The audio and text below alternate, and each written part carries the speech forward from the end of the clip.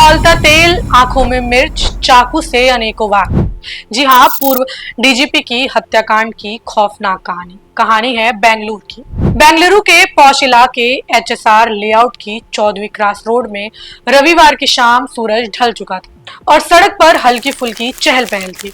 लेकिन ओम प्रकाश के 3 मंजिला आलिशान बंगले में सन्नाटा पसरा हुआ था। एक ऐसा सन्नाटा जो खून की चीखों को दबाए हुए था। 68 वर्षीय रिटायर्ड डीजीपी ओम प्रकाश, जिन्होंने कभी कर्नाटका पुलिस की कमान संभाली थी, अब अपने ही ड्राइंग रूम में खून से लथपथ पड़े थे। उनके पेट और सीने पर चाकू के दर्जन भर घाव थे और पास एक रसोई का चाकू खून से सना हुआ था। यह नजारा किसी क्रूर साजिश की कहानी कह रहा था। एक फोन कॉल और चौंकाने वाला खुलासा हुआ। शाम करीब 4:30 बजे बेंगलुरु पुलिस कंट्रोल रूम में कॉल आया। कॉल करने वाली कोई और नहीं, ओम प्रकाश की पत्नी पल्लवी थी। उनकी आवाज में घबराहट थी, लेकिन शब्द बिल्कुल ठंडे थे। मेरे पति जो मर गए हैं, उसने कहा और फोन काट दिया। पुलिस की होयसला गाड़ी तुरंत 14वीं क्रॉसिंग की ओर दौड़ी, लेकिन जब पुलिस उनके घर पहुंची तो दरवाजा बंद था। पल्लवी और उनकी बेटी कृति अंदर थी, लेकिन दरवाजा खोलने को तैयार नहीं। पुलिस को दरवाजा तोड़ना पड़ा। घर के अंदर का मंजर दिल दहला देने वाला था। ओम प्रकाश की लाश ग्राउंड फ्लोर के ड्राइंग रूम में पड़ी थी।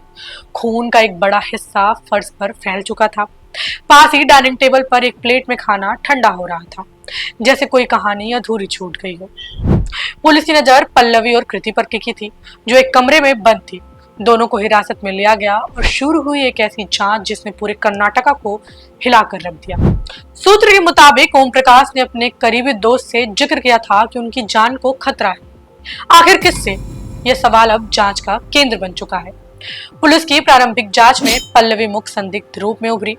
सूत्रों ने बताया कि हत्या के बाद पल्लवी ने एक अन्य रिटायर्ड आईपीएस ऑफिसर की पत्नी को फोन किया और चौंकाने वाला बयान दिया, मैंने उस राक्षस को मार डाला। यह राक्षस कोई और नहीं, उनका पति ओम प्रकाश था। पल्लवी ने इसके बाद 112 पर कॉल करके पुलिस को सूचना दी, लेकिन जब पुलिस उनके घर पहुंची तो पल्लवी और कृति ने दरवाजे खोलने से इनकार कर दिया।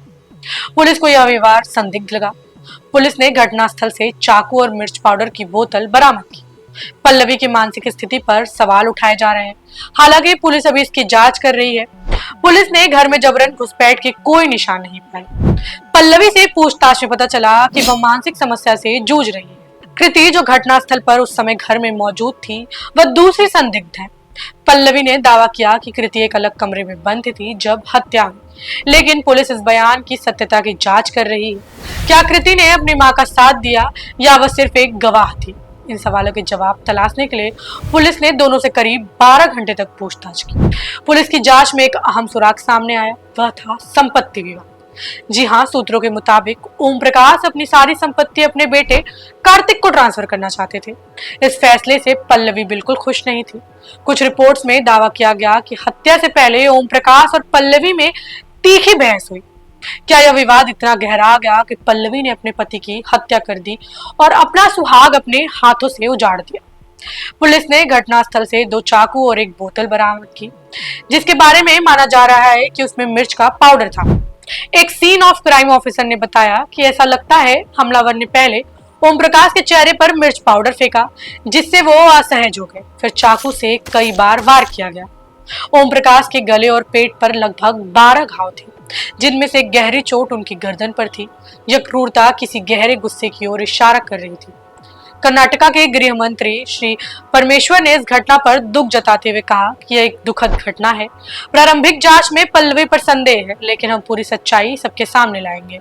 पुलिस ने ओम प्रकाश के बेटे कार्तिक की शिकायत पर पल्लवी और कृति के खिलाफ मामला दर्ज कराया है। कार्तिक का दावा है कि उनकी मां मानसिक बीमारी से ग्रस्त है और उन्होंने ही उनके पिता की हत्या की है। बेंगलुरु पुलिस की जांच अब इस सवालों के जवाब तलाश रही है और इस कहानी का अंत अभी बाकी है।